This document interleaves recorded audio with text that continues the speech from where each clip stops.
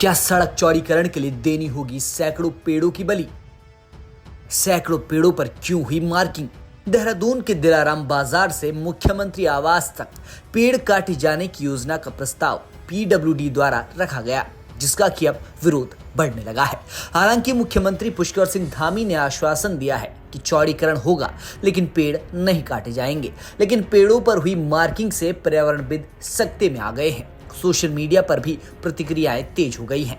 मिली जानकारी मुताबिक 240 से ज्यादा पेड़ों को चिन्हित किया गया है, जिनमें एक पीपल का पेड़ है जो 250 साल पुराना है और उस पेड़ को लोग पूछते हैं। इन पेड़ों को काटने के लिए पीले रंग से मार्किंग भी की गई है, लेकिन संबंधित विभाग ने अभी तक कोई भी आधिकारिक बयान नहीं दिया है।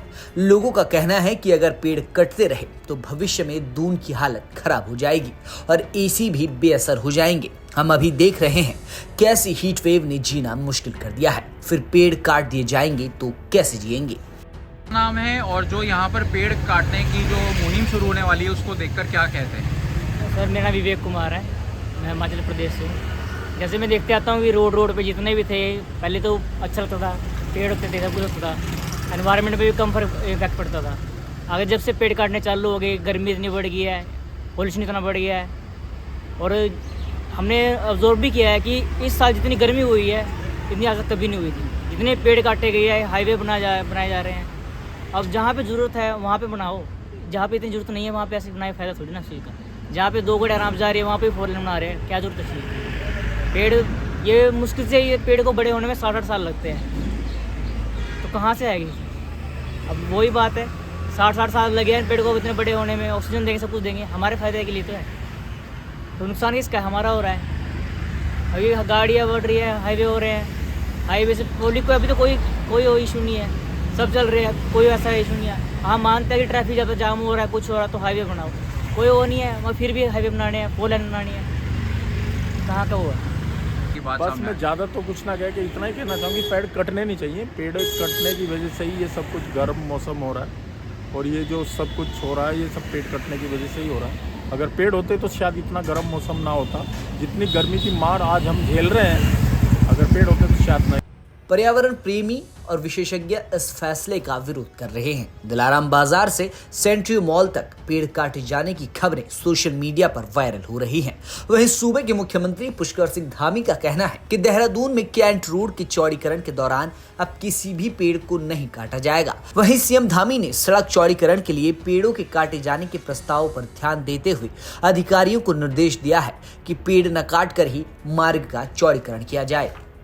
हमने कहा है कि रोड जितनी चौड़ीकरण होना है उतना ज़रूरी है, लेकिन उसमें पेड़ काटना नहीं है। पेड़ बिना पेड़ काटे उसका चौड़ीकरण है। हमारे सहयोगी से जानेंगे कि किस तरीके से सड़क किनारे पेड़ों पर मार्किंग की गई है। देहरादून में एक नया प्रस्ताव आया है और इस प्रस्ताव में करीब 240 से ज़्यादा पेड़ों को काटने का ये जो प्रपोज़ल बनाया गया है, इससे सब लोग चकित और हैरान हैं।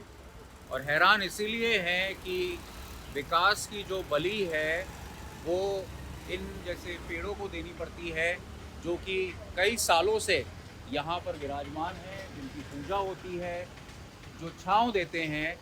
और ये जो देहरादून एक अगर धरोहर कहा जाए तो इस धरोहर का खजाना है, इस धरोहर की सांस है। अगर ये धरोहर ख़त्म हो गई तो देहरादून भी नहीं बचेगा।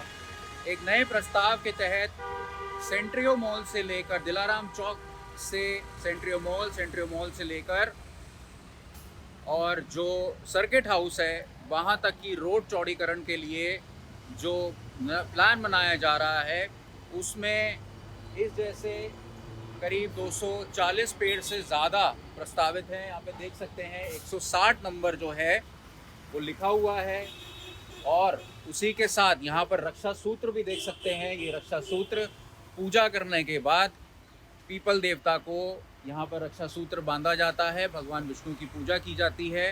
क्या हम भगवान के आवास को या जहाँ भगवान वास करते हैं उनको काट सकते हैं? देवभूमि है, क्या देवभूमि में ऐसा हो सकता है? ये सोचने वाला विषय है। लेकिन जिस तरह से यहाँ पर प्रस्ताव सामने आया है, उससे पर्यावरणविद और देहरादून को बचाने के लिए जो भी लोग लगातार आंदोलन कर रहे हैं, वो फिर आंदोलन करेंगे और पर्यावरण बचाओ आंदोलन होगा। अभी ताज़ा अपडेट के अनुसार मुख्यमंत्री पुष्कर सिंह धामी ने इस मुद्दे का संज्ञान लिया है और उन्होंने कहा है कि पेड़ जो हैं वो काटे नहीं जाएंगे, लेकिन रोड चौड़ीकरण भी ज़रूरी है, क्योंकि काफ़ी ट्रैफिक को लेकर जो भी प्रस्ताव में बातें रखी गई हैं उसके मद्देनज़र जो बैठक हुई उसके बाद मुख्यमंत्री ने इस तरह का बयान दिया है। लेकिन आपको बता दें कि एक पेड़ जो है करीब 10 कमरों में लगातार एसी चलने के बराबर जो क्षमता पैदा होती है, जो ठंडक पैदा होती है और जो साफ़ हवा पैदा होती है, एक पेड़ उसके बराबर होता है। और पुराना पेड़ जैसे कि मेरे पीछे ये पीपल वृक्ष है, ये करीब 250 साल 300 साल से ज़्यादा पुराने हैं। ये कह सकते हैं कि ये हमारे बुज़ुर्ग हैं, देहरादून के बुज़ुर्ग हैं, तो फिर इनकी बलि क्यों। और इसी तरीके से करीब 260 पाउंड प्रतिदिन के हिसाब से ऑक्सीजन जनरेट करते हैं। आज की डेट में जब हम हीट वेव और तमाम तरह के क्लाइमेट चेंज के जो भयावह असर जो छोड़कर जा रहा है उससे जूझ रहे थे, उस बीच में इस तरीके की जो अपडेट सामने आती है, इस तरह की खबर सामने आती है तो दिल टूट जाता है। और खलंगा के बाद सहस्त्रधारा के बाद पौंता साहिब जो हाईवे चौड़ीकरण है, और उसके बाद देहरादून का ये क्षेत्र मेरे पीछे आप देख सकते हैं। ये जो रोड है ये सीएम आवास की तरफ जाती है और बीच में यहाँ पेड़ है, और इसी तरीके से 240 से ज़्यादा पेड़ हैं जिनको काटे जाने की बात हो रही है। ये क्षेत्र ऐसा है कि अगर पूरे देहरादून में 42 डिग्री टेम्परेचर होगा तो इस जगह पर 37 डिग्री या 38 डिग्री टेम्परेचर होगा। तपतपाती गर्मी से जब आदमी परेशान होकर इस रास्ते से गुज़र रहा होता है तो एक ठंडक उसके चेहरे पर आती है, एक ठंडक उसको महसूस होती है। अगर ये पेड़ काट दिए गए तो देहरादून का जो भविष्य है इन पेड़ों के साथ ख़त्म हो जाएगा, क्योंकि ये कुछ ही ऐसे क्षेत्र हैं जो देहरादून के एनवायरनमेंट को बैलेंस करते हैं। देहरादून से अंकित शर्मा, आज तक।